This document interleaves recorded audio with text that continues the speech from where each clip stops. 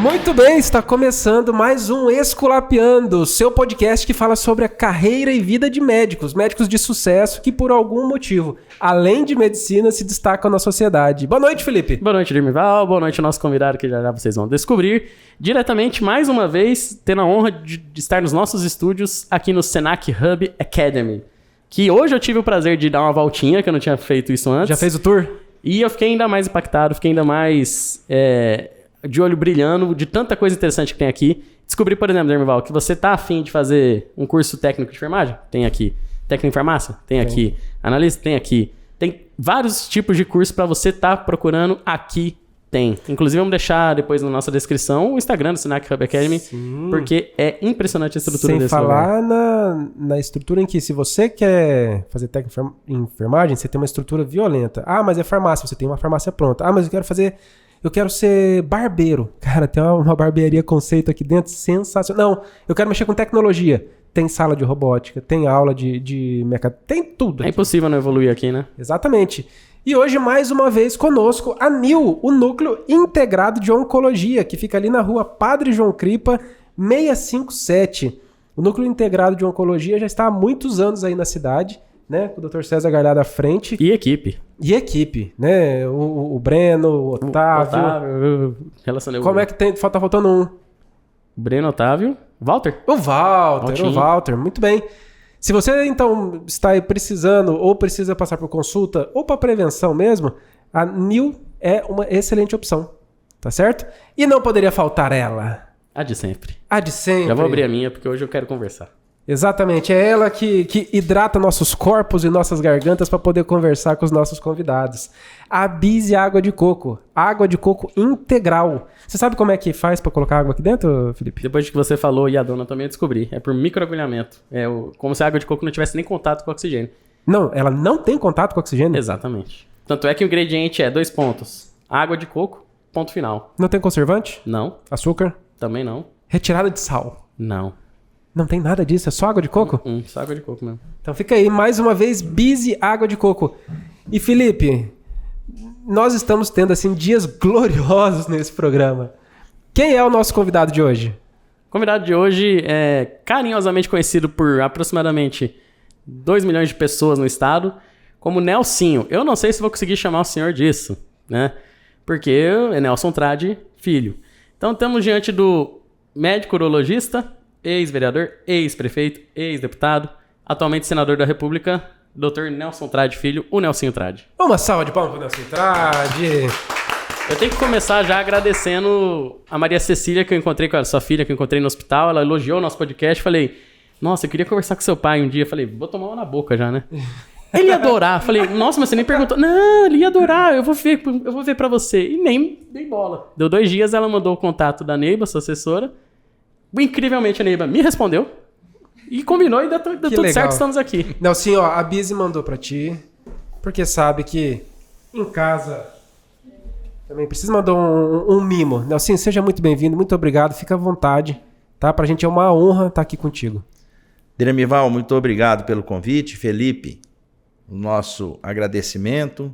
Gabriel, a todas as meninas que coroam essa sala de trabalho.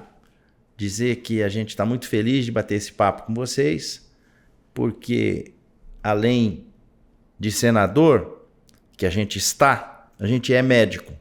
Isso a gente conquistou, assim como vocês e como muitos daqueles que estão nos ouvindo, com muito esforço, muita dedicação, muito estudo e fazendo com que isso possa cada vez mais nos orgulhar. Maravilha. Não mudaria uma palavra que ele disse. Não, assim, desde a hora... Eu vou te chamar de você, me desculpa, tá? Fique à vontade. Assim, o senhor vem, mas... Desde que você chegou aqui, eu tô impressionado com a clareza dos teus pensamentos em algumas coisas. Por exemplo, já me impressionou na frase de impacto que eu vou carregar pra minha vida. Aquela lá do começo que você vai ficar na dúvida. Você não vai descobrir hoje. Mas falar, eu estou senador, mas eu sou médico. Eu conquistei, né? Isso faz parte de mim. Isso aqui é uma fase da minha vida. Essa lucidez vem da onde? Como é que conquista isso aí? Olha, eu já fui mandado de volta para o consultório pelo próprio povo. porque eu disputei uma eleição de governador em 2014, saindo da prefeitura de Campo Grande com quase 90% de aprovação e não tive sucesso. Foi a única eleição que eu perdi, mas foi a que eu mais aprendi. E a partir do momento que a gente retomou o manto branco da medicina, a gente viu o quanto que isso é importante, porque a pé a gente não fica. Você tem o seu conhecimento, você tem o seu trabalho, você tem a sua especialidade, você tem o seu consultório. Bastava eu fazer o que eu fiz, de sentar lá na minha cadeira, que os pacientes iam chegando, e junto de mim eu tenho colegas extremamente colaborativos, muito bem formados, que me auxiliaram nessa retomada, e me dá assim uma tranquilidade de saber que lá na frente, se porventura eu queira voltar, e eu digo para você, um dia eu vou voltar, porque está dentro de mim. Eu nunca deixei de atender aqueles que me procuravam e que me procuram até hoje.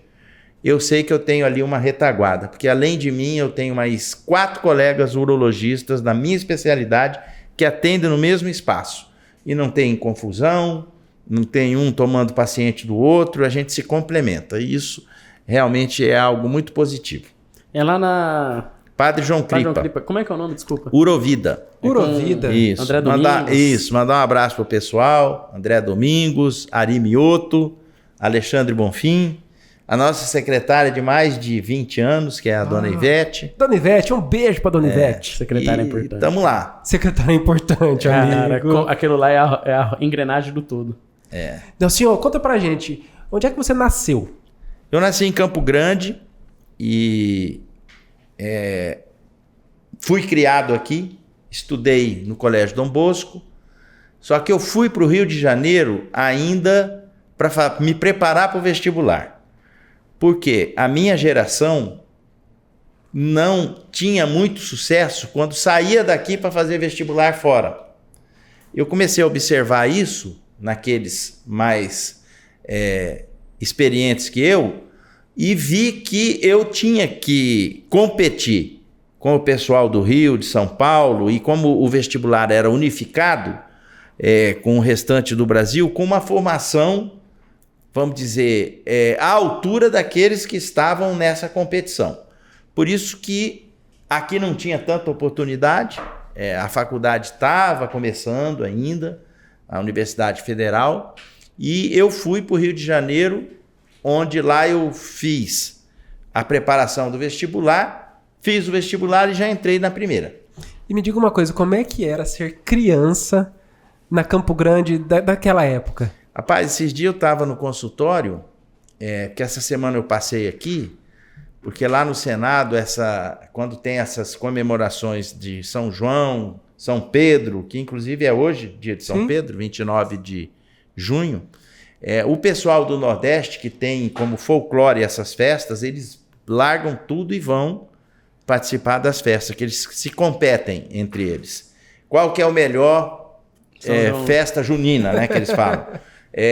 Caruaru, no Pernambuco, Campina Grande, na Paraíba, minha esposa fez ou São Luís, no Maranhão. Então eles se competem. A Bahia fala, não, mas que vocês não botaram nenhuma cidade da Bahia, porque você não sabe como que é lá. E a gente tem que compreender a cultura deles. Como é uma semana que ficou mais calma, a gente veio para cá e eu atendi alguns pacientes no consultório. Aí um senhor chegou para mim e falou assim, está lembrado de mim? Porque quando vem essa pergunta é difícil, né? Porque você fala que não... Da onde, né? Tanta gente. Aí você tem que falar, tô. Aí, mas tem uns que te aperta, né? Fala, da onde?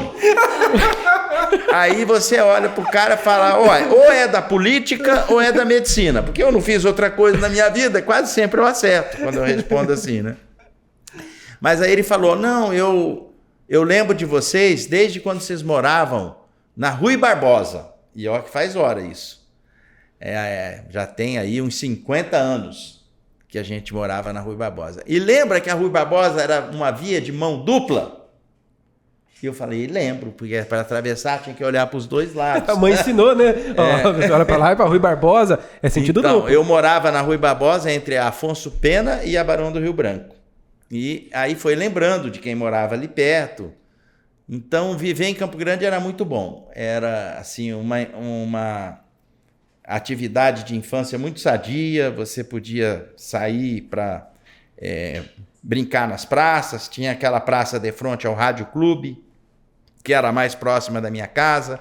Tinha aquela que fica no quarteirão da 14 com a 13, a Praça de Coelho.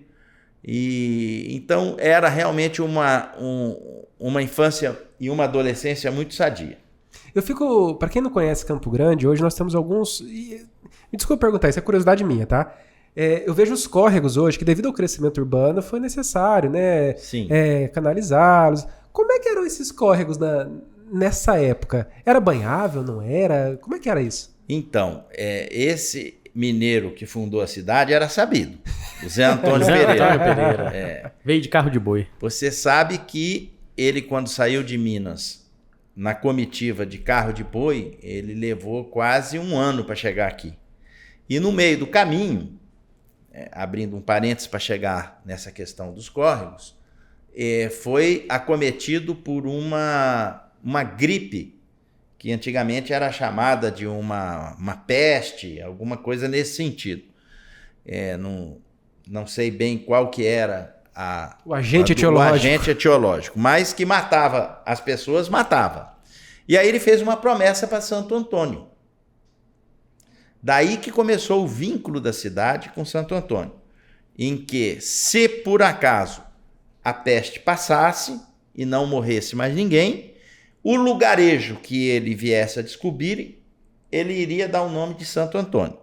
Tanto é que o primeiro nome que Campo Grande teve foi Santo Antônio de Campo Grande. E aí, Caraca, relembrando, eu tinha noção disso. Eu não sabia disso. Relembrando a questão dos córregos, ele instalou a comitiva dele bem aqui perto, na confluência do córrego Prosa e do Segredo. Fica aqui no Horto Florestal, onde tem aquele monumento da estátua do carro de boi. Uhum. Por que isso? Porque ali as pessoas ficavam conversando, ou seja, proseando e trocando segredos. E foi daí que nasceu o Prosa, cara, e o Segredo. Que legal. Não tinha noção. Só que tem um disso. porém. Não são só esses 2 córregos que tem na cidade. Não. São 33 córregos que cortam o perímetro urbano. E o Prosa e o Segredo, quando eles se juntam, eles formam o Ayanduí, que é aquele que vai lá para o rancho, para o hospital regional. Então, antigamente, esses córregos, quando não tinha chuvas intensas, porque até hoje em dia, quando se chove muito, é um perigo você passar perto dele, porque não tem o que segure a força da água. Mas eles eram banháveis, a gente pescava, a gente pulava dentro, que isso era a brincadeira que a gente tinha, né? Naquela época. Uma família de quantos irmãos? Então, eu sou o mais velho e depois de mim vem a Fátima e vem o Marcos, que é o ex-prefeito Marquinhos, o Fábio e a Maria Tereza. Nós somos 5 ao todo. E seu pai, Nelson, e sua mãe? Terezinha. Nenhum médico, certo? Não, eu puxei esse lado da medicina oriundo da família da minha mãe, que é o Mandetta. A minha mãe é irmã do pai do ex-ministro Luiz Henrique Mandetta. Minha mãe já faleceu e ela era irmã do Hélio Mandetta, que é médico, ortopedista. E aí, então, vendo a proximidade do tio, eu tinha também um tio que casou com a irmã da minha mãe e do Hélio Mandetta, a tia Lina, que era um médico assim muito humanitário, que era o Dr. Maxud. William Maxud. William Maxud. Até eu levo o nome do Centro de Estudos da Santa Casa. Pelo menos até quando eu estava na minha formação tinha foto dele lá, né? Sim. Isso. Eu sou muito amigo dos netos e tudo. O William Maxud era ginecologista e antigamente era o parteiro, né? Vamos chamar o médico parteiro. E era daqueles que não tinha tempo ruim, atendia a tempo e a hora. Quem entrasse em trabalho de parto, podendo ou não podendo, tendo ou não tendo convênio, ele atendia. Então, esse lado humano eu puxei muito dele. E, Nelson, na época do Dom Bosco, você era frente, meio, fundão? Fundão. Eu ia perguntar isso. Porque ele é muito... O Nelson é muito inteligente, é fácil perceber. Esperto, respostas rápidas. Como é que era o adolescente, a criança? Olha, eu não vou dizer... Esses dias eu encontrei também um amigo, ele falou, rapaz, você não para de fazer confusão, né? Você, desde pequeno, vai gostar de brigar e fazer confusão assim como você faz. Mas a gente era, assim, muito participativo, sempre representante de classe, organizava as coisas que tinham que organizar, fazia as bagunças que é inerente da gente. Mas sempre respeitando o professor, o coordenador, que tá até hoje, ele está no CDB, que é o padre Marinoni. Uhum. Então, de vez em quando, ele me vê, antes de dar bronca, fazer algum comentário, dar a bênção, né? Para poder justificar. Quem que percebeu na época, essa dificuldade que a cidade tinha em te preparar para um vestibular e te mandou para o Rio de Janeiro? Eu via nos meus primos mesmo. O próprio irmão, que é mais velho, lógico, que ele, do ex-ministro Mandetta, os meus primos do lado Maxud, eu via que a dificuldade para poder passar numa faculdade lá era assim, muito evidente. Tanto é que quando alguém conseguia passar, era aquela festa na família, aquela coisa toda. Mas por que eles conseguiam passar e os outros não? Porque ela, né, que é uma enfermeira, irmã do ex-ministro, porque ela estudou no Rio de Janeiro antes, preparou-se lá. Falei, então eu vou seguir esse caminho. Porque ela fez para enfermagem e conseguiu passar lá. Então, eu falei, eu vou para medicina. Na verdade, eu era bom em química e biologia. Daí esse meu lado para a área biológica. E aí eu cheguei pro meu tio, o William Maxud, e falei, tio, a inscrição do vestibular vai ser em outubro.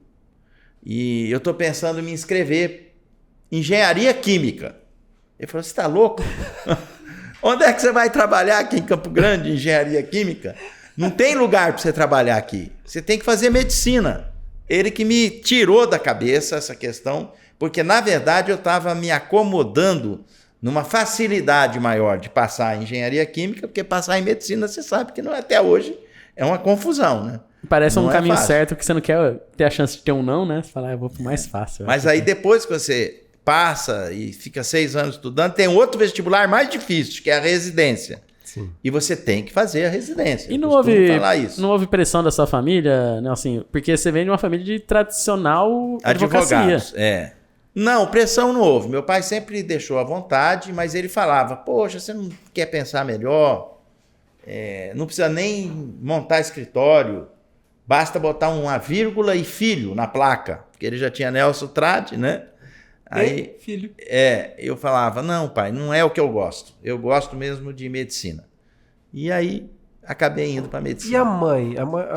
Minha mãe, professora, uma professora que a vida toda trabalhou, alfabetizando, trabalhou no próprio Dom Bosco, dava aula na rede estadual, uma pessoa assim, muito presente na nossa educação, acompanhava os estudos, fazia as tarefas junto, estudava para as provas junto. Então, isso também foi marcante para a gente poder gostar do estudo, porque ainda mais quem quer fazer medicina tem que gostar de estudar, senão não vai para frente. Nunca foi fácil, né? Não, Nunca foi fácil. É uma tarefa de dedicação, de entrega, e eu digo para você, mas mesmo com todas essas situações que muitas vezes aparecem o lado negativo muito maior do que o positivo, porque ninguém fala de um transplante que deu certo.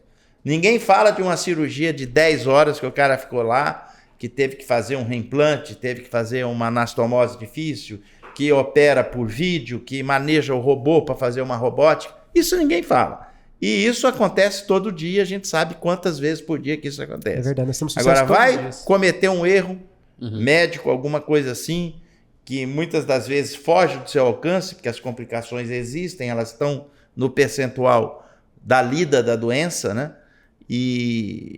Mas mesmo assim, até hoje, a medicina é reconhecida. A parte negativa vende muito, né? Eu brinco com os amigos meus. Você vai ter 2 matérias, a mesma matéria pode ser escrita assim: acidente causa engavetamento na Afonso Pena. Ou tem um jornal que coloca médico em carro de luxo causa engavetamento na Avenida Afonso Pena. É isso aí. Freia bruscamente. A segunda clica muito mais. Clica muito verdade. mais.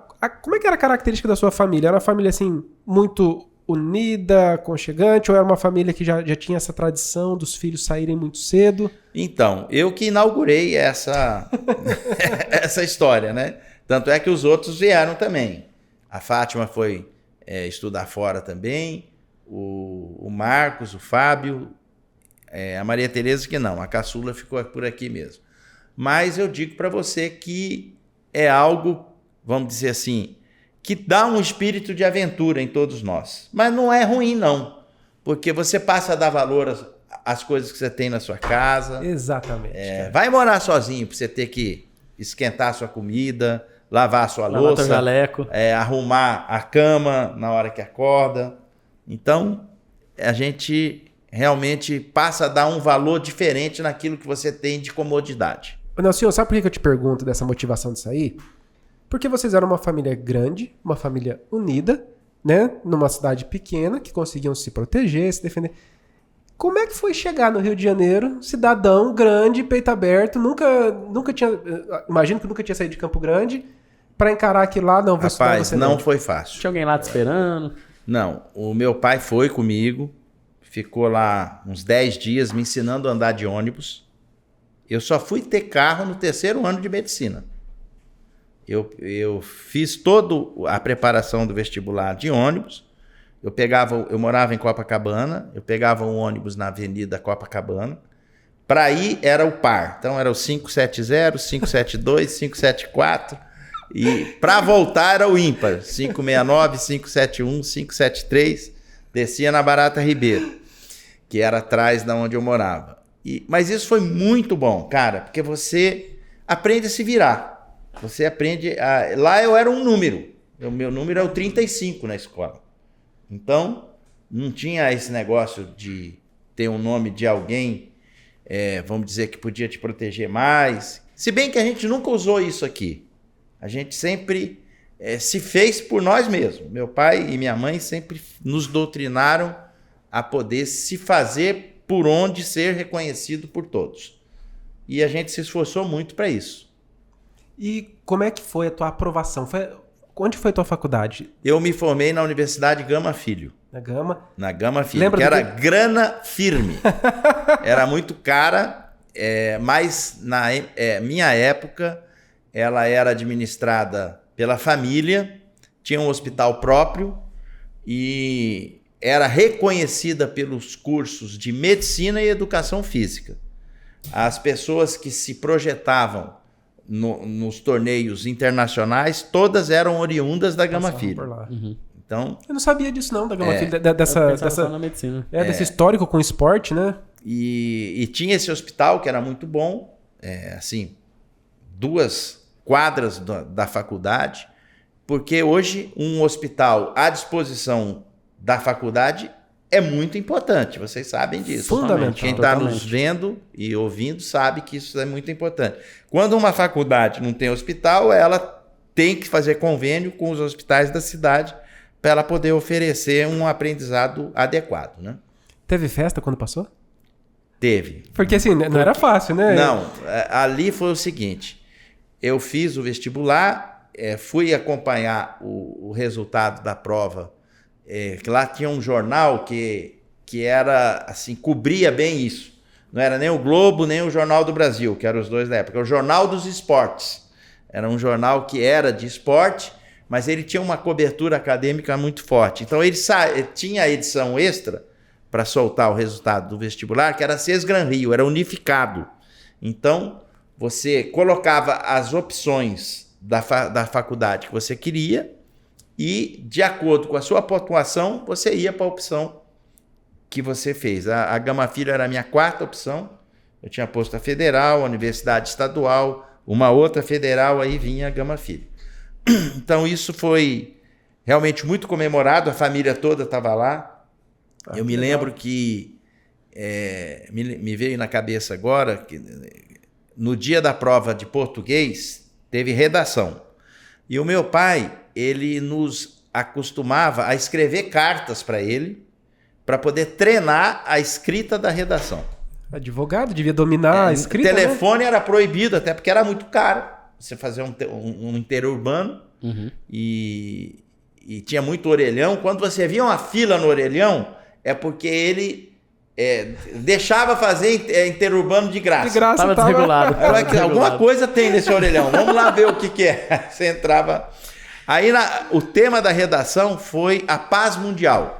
Que tinha o conflito. Quando marca, É o cara. segundo que lembro. Ele sempre Eu parei, desde os primeiros episódios, eu pergunto para o entrevistado qual que era o tema da redação. Tá. Se é o 17º, é o segundo que lembra. Que o resto não lembra, não. Eu vou lembrar, porque foi marcante. O tema da redação era a paz mundial. E tinha um conflito do Oriente Médio naquela época, por causa da guerra do petróleo, aquela coisa toda. E a abordagem, vamos dizer, de mérito dessa história era mergulhar nisso. Aí, rapaz, meu pai esperando, falou, e aí, você foi bem na redação? Eu falei, fui. Eu acho que eu fui, né, pai? Ele falou, qual foi o tema? Eu falei, a paz mundial. E o que você escreveu? Eu falei, olha, pai, na hora lá me veio na cabeça, eu escrevi a oração de São Francisco de Assis do início ao fim. Rapaz, Ó mestre, ousado. fazei-me instrumento da vossa paz, onde houver ódio, que eu leve ao perdão. Aquela oração. Aí meu pai olhou para mim e falou, olha, das duas ou uma. ou vai arrebentar. Se for um católico, você vai tirar 10. Agora, se não for, e ele não gostar dessa questão de santo... Acabou aqui.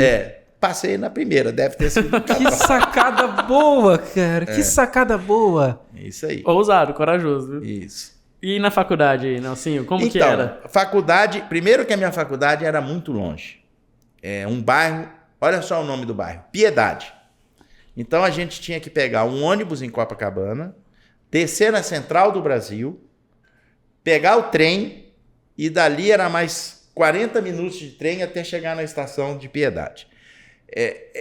Muita gente fazia isso, porque tinham vários cursos. Então, quando parava na Piedade, saía um monte de estudante, atravessava a passarela e a gente já caía na boca da faculdade. Foi muito positiva, a nossa turma é unida até hoje. Que massa. Esses dias a gente comemorou anos de formatura e fomos em Paraty. Morreram 2 só, graças a Deus, até hoje. E a gente, assim, tem boas lembranças. Nunca esquece, né, cara? Não. É uma amizade sem interesse que forma. É uma grande família que agrega você e você carrega pro resto da sua vida. Ainda mais alguém vindo de fora, né? Aí você chega, entra num lugar... Eu era o aí- Nerso do Pantanal. Nerso. Nerso. Aí eu fui escolhido para ser orador da turma. E os carioca falaram, porra, cara, não vai falar porque porta, pelo amor de Deus, você tem que falar igual a gente. Não, Aí, pode ó. deixar, eu vou falar. Cheguei lá, falei igual o Mato Grossense. Porta, porteira, portão. E na faculdade, você já tinha noção do que você pretendia Não, fazer? Como é que foi esse descobrimento? defini no último ano da faculdade. Para ser mais exato, no último bimestre. Você sabia que você não queria, então? Você ia eliminando. Cara, não foi fácil. Não, eu sabia o que eu não queria. Por exemplo, ginecologia eu não gostei. Cirurgia geral eu sempre gostei. Pediatria eu não gostei, apesar de ter tido muito pediatra na minha turma. Ortopedia também não gostei. E olha que eu estagiei na Santa Casa, do Rio de Janeiro, para vocês verem, cirurgia plástica. Eu estagiei aonde? Pitangui. Tangui. Enfermaria do Pitangui. Neuro, eu estagiei aonde? Niemeyer. Era só a top dos top. A elite do país estava lá, né? Então, eu resolvi fazer urologia. Por quê? Porque eu queria ter uma especialidade cirúrgica. E eu fui por etapas. Eu falei, eu vou fazer a residência primeiro para cirurgia geral, aí depois eu vejo o que eu vou querer. Lá tem 2 anos pra Aí, ver o que... como na urologia já tinha cirurgia geral, eu falei, eu vou lá me inscrever em urologia e se eu passar é isso aí mesmo que eu vou fazer. E deu certo, tive excelentes professores e até hoje eu lembro os ensinamentos oriundos da residência. Eu quero falar para você que está nos acompanhando. Você que quer ser um bom médico, não basta só você ser um bom aluno na faculdade. Você tem que fazer uma residência. A residência é imprescindível para a sua formação e para o seu sucesso profissional. Importante ouvir isso, né, cara? Sensacional. Sensacional. É importante ouvir isso para a galera Esses do dias soro. teve um debate lá no Senado sobre a questão do revalida.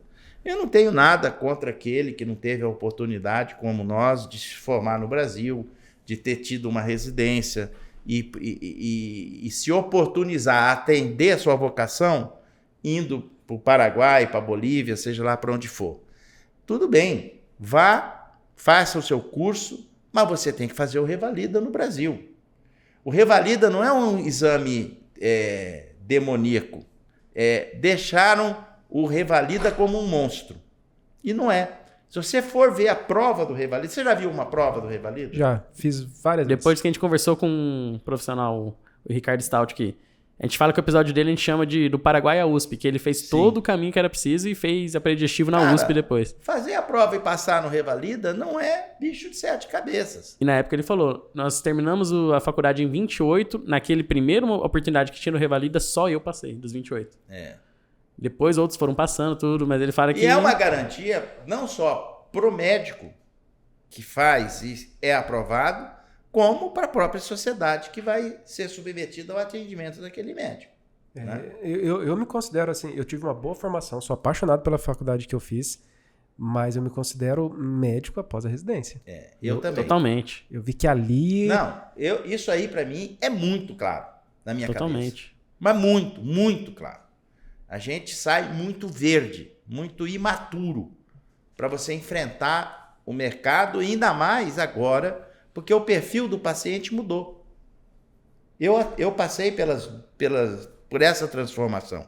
Hoje o paciente vai com uma dor lombar para você atender, ele já vai no Google e pega todas as hipóteses diagnósticas do que pode ser uma dor lombar que ele está tendo, o que o médico deve pedir para descobrir se é um problema de coluna, se é uma calculose urinária ou se é alguma outra coisa, e ele praticamente coloca isso e te embreta na consulta. Então, se você não faz aquilo que está dentro do script e de forma correta, você pode ter certeza que na esquina tem um advogado para poder te questionar. Alguém está te esperando. Uma das coisas que eu mais aprendi na residência, eu fiz 2 de cirurgia geral, 3 de plástica. Por incrível que pareça, o que eu mais aprendi na residência não foi operar. Foi ter responsabilidade. Porque eu penso o seguinte, se eu vou ficar 2 anos aqui, 1º de março, primeiro dia da R1 da cirurgia geral. Eu vou ficar 2 anos aqui. Tudo que eu fizer, eu vou ver por 2 anos. Então, de repente, quando você não faz a residência... prática, né? Às vezes você só faz os plantões do posto. Ou aquele paciente você nunca mais vai ver, ou você vai mudar de posto. Olha, eu nunca me esqueço do meu professor de cirurgia. Era um cara muito exigente. Assim, chegava a ser rude, mas eu aprendi muito com ele. Uma vez meu pai foi para o Rio de Janeiro e falou, vamos ver se a gente almoça hoje, que amanhã eu tenho que voltar. Falei, pai, eu não sei se eu vou conseguir, porque eu tenho cirurgia à tarde. Falou, mas pede pro seu professor, seu pai tá aqui, pô. Tá bom, vou pedir. Aí no outro dia cheguei cedo. Professor, meu pai veio lá do meu estado, a gente não é daqui, e me convidou para almoçar hoje, que ele vai voltar amanhã. O senhor me libera da cirurgia da tarde para eu poder almoçar com meu pai? Residente trade, te liberar eu vou te liberar, mas você corre um risco. Falei, qual? Da gente notar que você não serve para nada. Você já olhou para ele e falou, não vou mais. Entendi. Aí fiquei. Fui jantar, que foi melhor. Deixa eu lhe perguntar, né, senhor, na época, porque assim, urologia é uma especialidade importantíssima, mas que sofre um preconceito muito grande do paciente. Sim. Em se expor. Como é que era nesta época que tava... Só para me citar também, Nirval, a gente tá em final dos anos 80, né? Assim? Sim. Tá. Eu me formei em 85. Tá. E a minha residência foi até 90. Certo. Certo, porque assim, hoje nós temos campanha, né? O Novembro Azul. Isso. Mas na época não tinha. Não tinha. Como é que o paciente chegava? Como é que Cara, não muda muita coisa, porque é o seguinte, o grande segredo de você fazer o paciente confiar em você e se entregar para você é o seu relacionamento para com ele.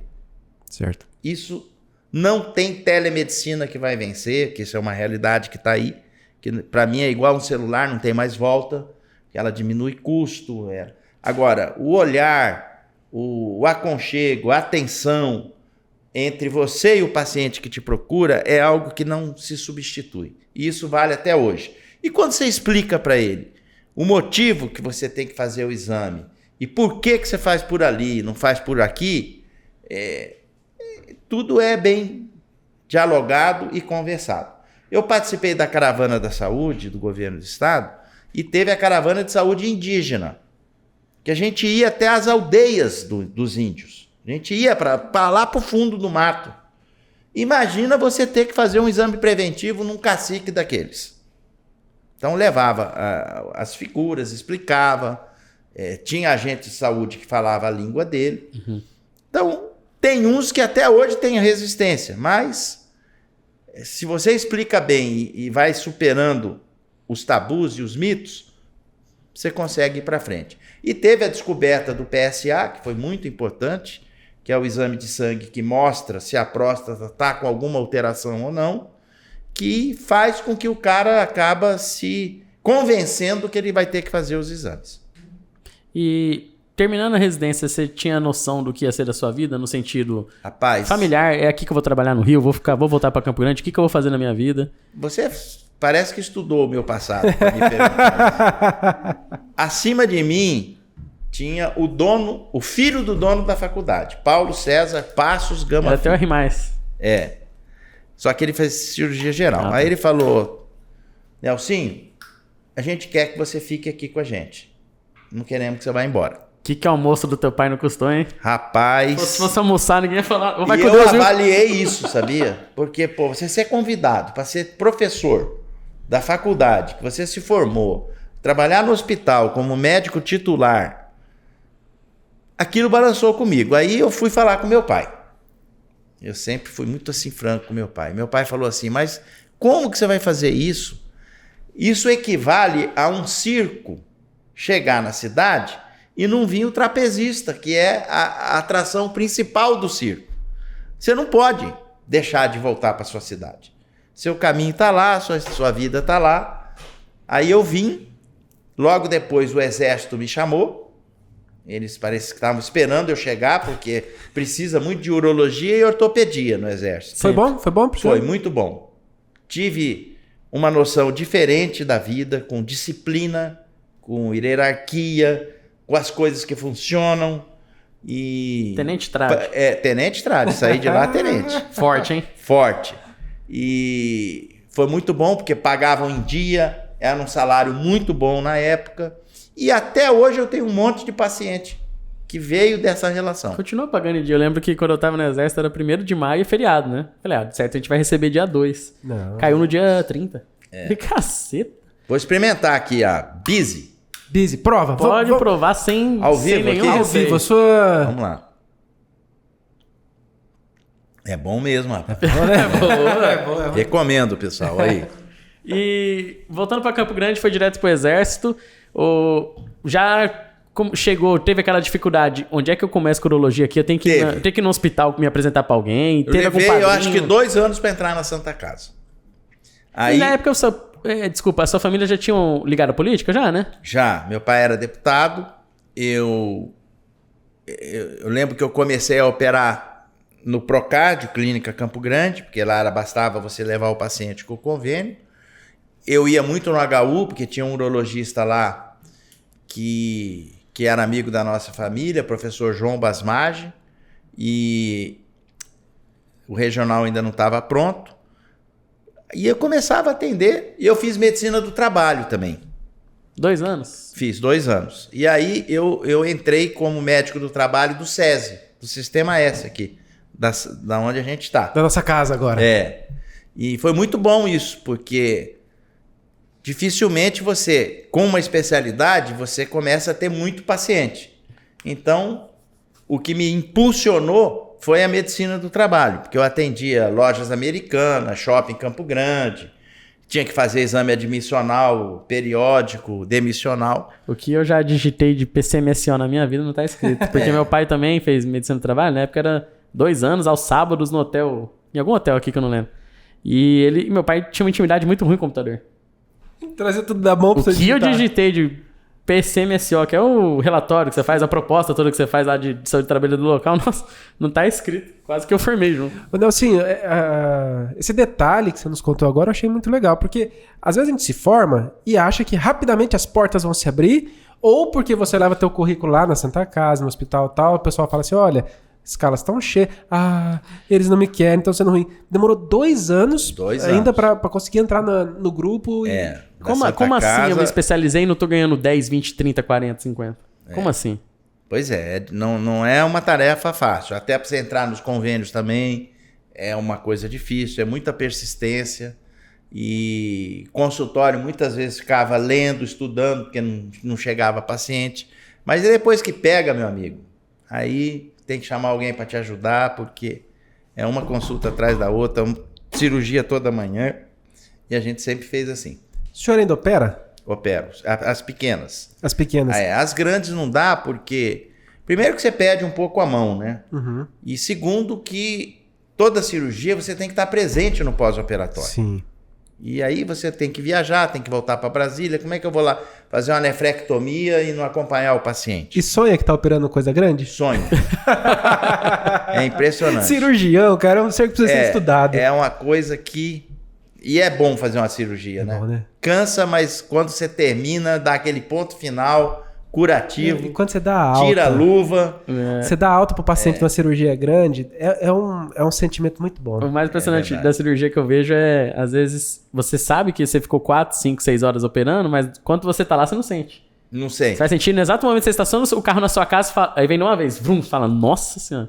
Na hora o foco é tão grande que você nem percebe que você tá 4, 5, 6 horas sem urinar, sem beber água, na mesma posição, a fascite plantar vem só em casa depois. É verdade. Então, assim, a tua essência como médico ficou muito clara pra gente, tá? A tua história, a trajetória.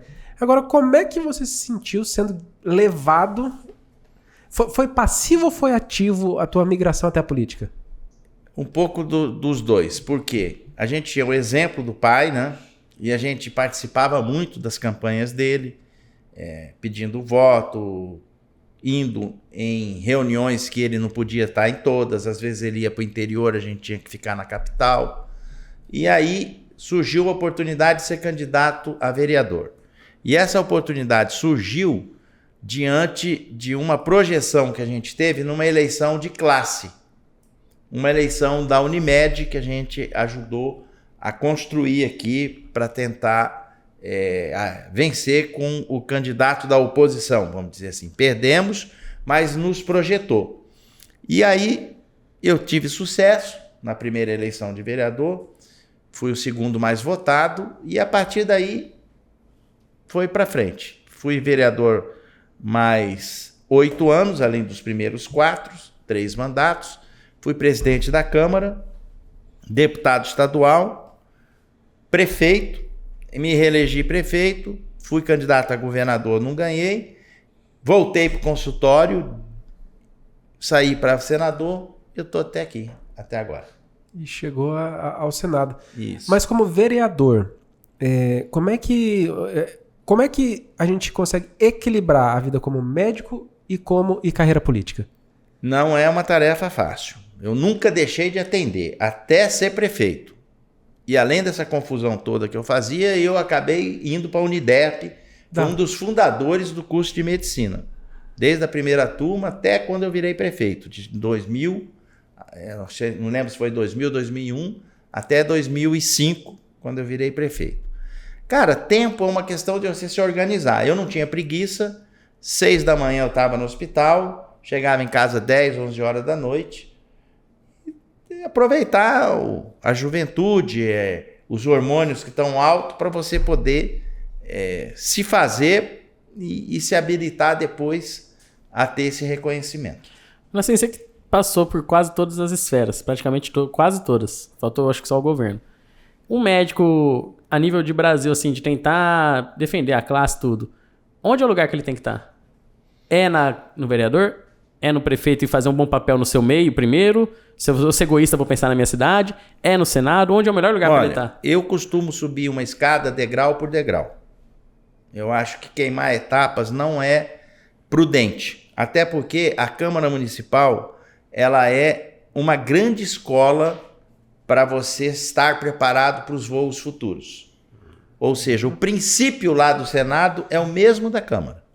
Requerimento, indicação, moção de pesar, de louvor, projeto de lei, veto. Tudo que eu estou vendo no Senado, eu já vi quando eu fui vereador. Então, vocês até estavam comentando aqui em off, da gente ter se destacado logo no primeiro dia, de ter se habilitado a contar os votos lá daquela eleição briguenta que teve entre o Renan e o Davi Alcolumbre. Que enfiaram 2 papelzinhos. Não, mas ali não teve má fé, cara. Eu não sei quem foi, mas ali era o seguinte, o camarada na hora que era chamado, Felipe, vem votar. Aí vocês se apresentavam, onde é que assina? Aqui. Toma aqui a cédula e o envelope. Você vota na cédula ali, bota dentro do envelope e deposita na urna. O que aconteceu?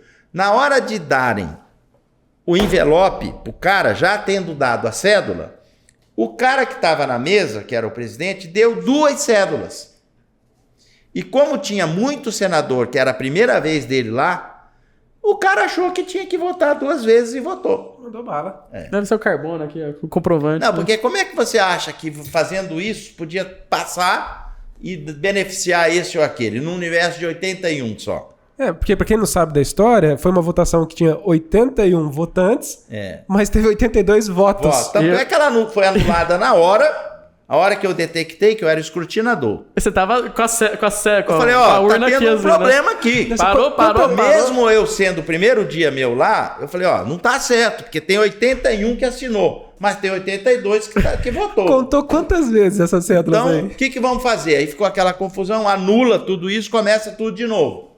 Foi assim. Eu lembro que eu tava assistindo TV e só dava o Nelson e a urna na TV em todos os canais. Contou 1, 2, 3, quando olhou pro Nelson, ele tava... Onde meu prefeito tá, cara? Não, assim, dos períodos todos, no tempo de vereador, o que foi mais marcante dos teus mandatos de vereador? Tanto no âmbito de saúde, quanto de civilidade pública, enfim. Teve 2 projetos que me marcaram muito, até hoje eu falo para onde eu vou. Eu, médico da Santa Casa, fui chamado para dar um parecer na pediatria, que era no 6º andar, eu acho que é até hoje. É lá. Sim. Aí eu cheguei lá na enfermaria, tava uma choradeira de criança que não parava mais. Algumas amarradas com atadura crepom no berço. Aí eu chamei a enfermeira e falei, o que está acontecendo aqui? Ela falou, não, é que horário de visita acabou. As mães já saíram. Eu falei, mas como? Não, aqui como é pelo SUS, a mãe não pode ficar com o filho. Só pode ficar no quarto. Ah, é? Na outra semana eu entrei com o projeto. Assegura o acompanhamento do menor, o responsável, entre parênteses, pai, mãe ou responsável legal, durante a internação pelo SUS nas enfermarias. Cara. Foi uma lei nacional, hoje é uma realidade. A Sociedade Brasileira de Pediatria veio aqui, projetou essa lei, disse que até a recuperação da criança era maior. Já tem estudo sobre isso? Já tem. E a outra foi o seguinte, eu fui num congresso de urologia na Espanha, em Barcelona, Fundação Puig i Ver. E lá eu fiz uma pergunta para o professor.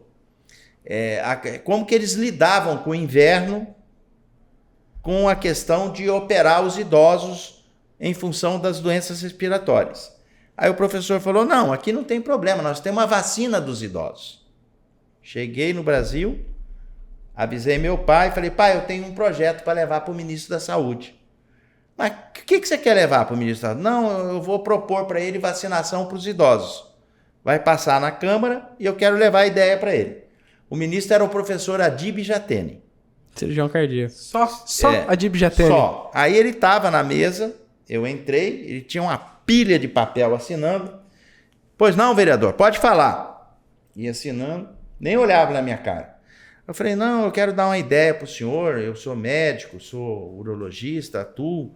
E eu fui num congresso na Espanha, e lá eu fiz uma pergunta, e lá eles me falaram que tem vacinação dos idosos.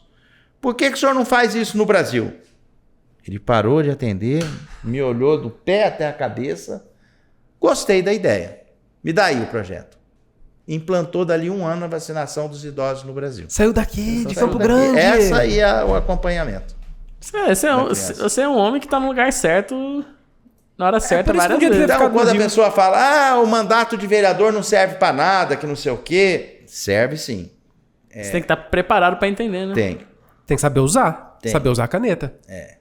E como prefeito, o que mais marcou o senhor quanto às atitudes? Bom, a percepção que a cidade tinha que ganhar esse aspecto de metrópole. As grandes avenidas na cidade foi a gente que empreendeu. A Via Morena, a que vai para o Segredo, a que vai lá para o Aerorrancho, a que vai para as Moreninhas, que foram os PACs, Programa de Assistência de Aceleração do Crescimento. E eu penso que isso preparou a cidade para agora. E uma coisa que também foi muito importante para nós foi a gente, mesmo não tendo ganho, disputado para ser a sede da Copa. Porque a gente perdeu para Cuiabá, mas a gente ganhou os recursos para preparar a cidade para ter uma Copa. Então, esses recapeamentos que você viu que aconteceu tudo na cidade, ainda são oriundos dos recursos lá de trás. Eu tava lá na Afonso Pena. De camisa do Brasil, eu e o pessoal da FIFA que visitava, Sim. passando de helicóptero. Cuiabá, eu falei, nem a pau, cara. A gente é tão bom, cara. A gente mobilizou a cidade toda naquela movimentação. Eu tava. Fui eu, minha mãe e meu irmão, cara. Meu pai só não foi porque tava trabalhando, mas... Fui eu, minha mãe e meu irmão num dia de semana, cara. Era uma quarta, terça, não me lembro agora. Pessoal lotou com Afonso carro Pena. alto. Lotou Afonso Pena num dia útil. Só pra gente trazer a Copa. Depois, como deputado, o que o senhor acha que foi mais marcante nos seus mandatos? Então, como deputado, a gente atuou muito fortemente na questão da preparação do hospital regional para atender a população. Ele estava recém-inaugurado e aquela preparação toda de institucionalizar o SUS lá para dentro, isso não foi uma tarefa fácil, não é tão simples como a gente pensa, tem que contratualizar perante a município que tem a gestão plena. Então eu acho que a parte mais marcante foi essa. Nelson, como atualmente senador, você é um senador da República, você não pode só pensar em saúde, porque existem as agendas, aqueles caras que lutam mais por aquilo que pensam. O que hoje, quase na metade do ano de 2023, te preocupa no termos de saúde a nível de Senado Nacional, assim? O que está sendo discutido, o que te preocupa? Primeiro, não dá para fechar os olhos para a pandemia que aconteceu, né? Ela até hoje traz consequências para a gente, porque na verdade ninguém sabe direito o que foi isso, nem quais são os efeitos tardios de tudo que aconteceu. E praticamente todo mundo pegou a tal da Covid, se vacinou para poder estar conversando aqui como a gente está. Essa é uma preocupação que está latente. A outra questão, que é algo do futuro, é a telemedicina. Isso tem em algumas faculdades já, assim como ensina clínica médica, ginecologia, estão ensinando a telemedicina. É algo que não tem mais volta. Você tem um totem na sua frente, o paciente fica ali com uma auxiliar de enfermagem, sendo orientada nas questões básicas do primeiro atendimento por um médico que está em Curitiba. Hoje você faz um exame, o exame é feito, é enviado para São Paulo, o cara dá o laudo lá olhando o seu exame. Agora, nada substitui o contato pessoal, a pele a pele, epidérmico. Eu confesso que sou bem resistente a isso. Talvez eu mude daqui a uns anos, mas eu tendo essa visão de que é um totem e do outro lado... Eu entendo que o ultra especialista só vai chegar em pequenas regiões dessa maneira, ok. Sim. Mas generalizar muito isso, hoje eu tenho uma visão de que se você organizar o ChatGPT vai conseguir fazer a mesma coisa que você. Mas eu penso o seguinte, Felipe, nós somos um país continental. Sim, nós somos gigantescos. A gente teve a oportunidade de conhecer bem o Pantanal, e aí você via pessoas que ficavam isoladas, que conseguiam ter acesso à cidade mais próxima a cada 60, 70 dias, e que às vezes a orientação sobre como tomar o remédio, o horário, por que não tá dando certo, às vezes faltava. Entende? Talvez... É complicado. Nunca vai substituir o contato pele a pele. Eu concordo plenamente. Contudo, eu acredito que em determinadas situações, ainda ter é melhor do que não ter. Entende? Complicado. E eu vou voltar no tema do Revalida, porque tá ainda quente. Tá. Porque teve decisão recente e tudo mais. O que você enxerga nesse... Olha, para mim, o Revalida não pode ser esse monstro que todo mundo pintou. Ele é um exame muito mais tranquilo do que um vestibular de medicina, muito mais tranquilo do que uma prova de residência. Concordo. Eu penso que se a pessoa tem um mínimo de preparo, ele vai passar no Revalida e aí ele se habilita para poder fazer uma especialização no Brasil. Porque não dá para você também fazer o seguinte, saiu do banco da faculdade e já botar para atender como está previsto que pode ser. Não sei de que faculdade que veio. A gente sabe que isso pode ser a melhor faculdade do Brasil, não é o suficiente. Porque ele tem que ter uma especialidade, ele tem que passar por uma residência. A gente que passou sabe o quanto que isso é importante. Então, para ser um médico generalista, para poder atender igual o cara que está no totem te atendendo, de longe, vai chegar uma hora que pode dar uma complicada e aí você tem que saber se virar. E muitas das vezes esse que está ainda imaturo não vai saber. Entendi. Mas hoje existe uma chance do Revalida acabar? Pela lei que foi aprovada, vamos dizer, vai vir gente que se formou no Paraguai, em Cuba, na Venezuela, sei lá onde, para atender aqui no Brasil. Porque através são mais aqueles... médicos. É o mais médico. São aqueles que você não consegue mandar lá para o Fundão do Pará ou lá para o Amapá. Esses vão, porque tem lá o salário. Pois bem, os primeiros 4 anos, eles serão avaliados, ano a ano, e aí ele não precisa fazer o Revalida. Isso eles dariam esses 4 anos eu fui vencido, porque eu queria que fizesse. E nós perdemos. Aí, perdeu feio? Eu não cheguei a aprofundar. Não foi tão feio. Foi assim, 50-30, vamos dizer. Aí, no 5º ano em diante, ele vai ter que fazer o Revalida. Pelo menos isso. Mas aí você fala, mas esses 4 anos, como é que fica? Vai ficar descoberto. Dá pra matar a gente. E por que defenderam isso? Porque, segundo o que foi pintado, eles entendem que não ia ter médico suficiente aprovado no Revalida para atender lá longe. O que eu discordo, eu acho que ia ter. Então, mas aí o problema não é a prova. O problema é quem faz a prova.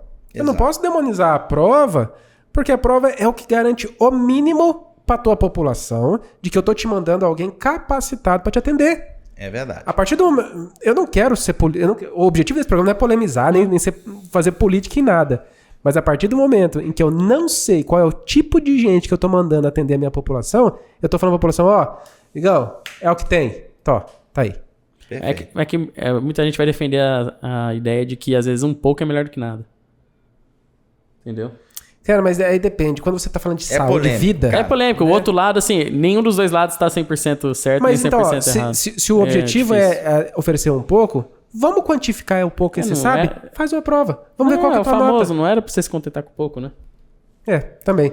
Então, assim, como é que é chegar ao Senado? Eu acho que de todas as carreiras abaixo de presidente, eu acho que o título mais forte é senador. Senador da República. Né? Tem até em sabonete, senador. Eu lembro por causa do senador Caxias, do Rei do Gado. Ali é o seguinte, não é para qualquer um. Ali quem chega ali carrega com você alguma coisa de especial. De cara eu encontrei 3 ex-presidentes da República. Eu vi lá José Sarney, eu vi lá Fernando Henrique, eu vi lá o Collor. Sentava na minha frente. Então, a gente sabe que está num lugar que só tem 81 no Brasil. São 3 por estado. 27 estados. 3 vezes 27, 81. Então, o que eu digo para você? É a casa que antigamente era chamada de conselho. São os conselheiros dos problemas da República. É uma casa mais madura, mais equilibrada, com menos embate do que a Câmara dos Deputados. Então, você tem que ter esse perfil conciliador e de aconselhar para você poder dar certo. Entendi. E já precisou atender algum colega Já. senador? Teve 2 situações. Teve um senador que teve uma hipotensão muito forte durante o discurso. Senador Cid Gomes, que foi governador do Ceará. É irmão do Ciro? Irmão do Ciro. Ele chegou a desmaiar. Tem um outro médico que é o Otto Alencar. A gente fez o primeiro atendimento, suspendemos a perna dele, aumentou o retorno venoso e ele voltou.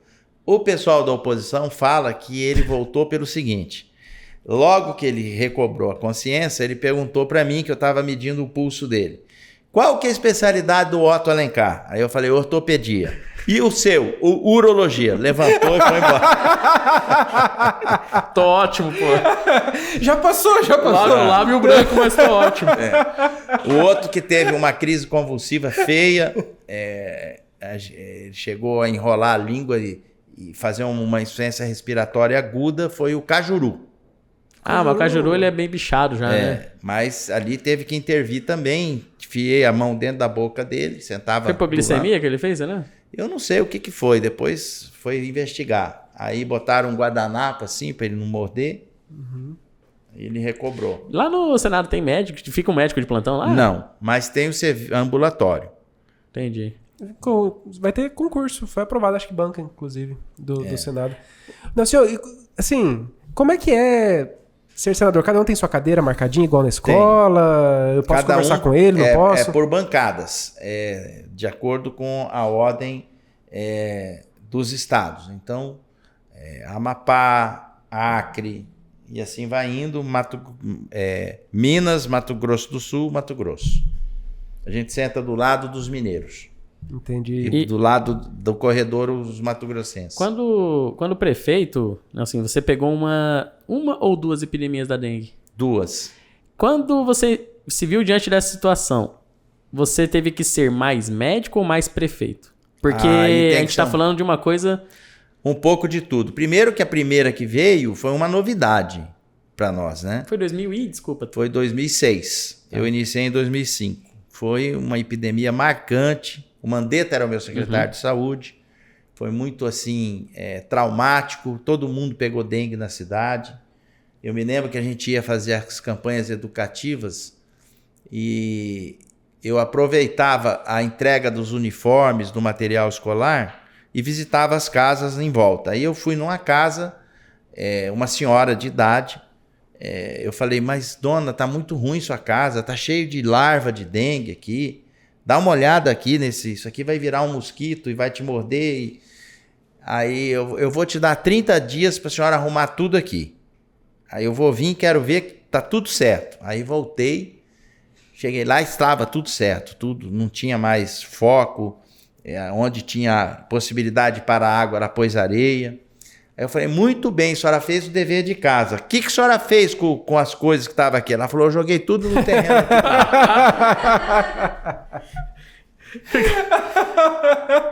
Fumacê que lute, ué. Fumacê que se vira. Minha parte eu fiz.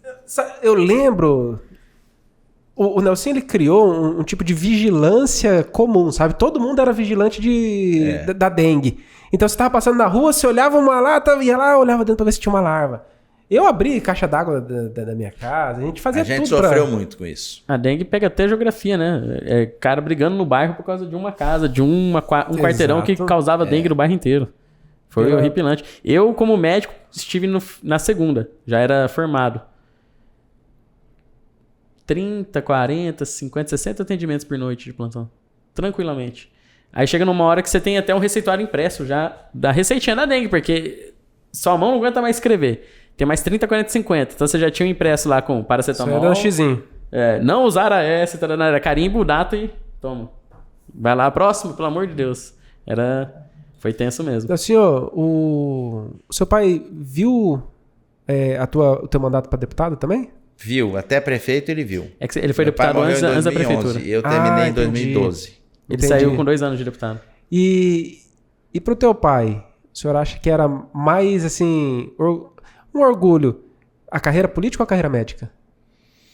Então, Porque vocês compartilhavam a carreira política, eu penso que os dois sempre... Quando você vai bem nas coisas, você gera Certo. um contentamento dos pais, né? Eu fui bem na medicina, fui bem na política, então eu penso que os dois. Mas ele gostava muito da atuação na medicina, mais do que na política. Olha aí. Eu lembro, eu tinha uns 6, 7, 8 anos. Eu lembro que eu gosto até hoje muito de assistir Horário Político.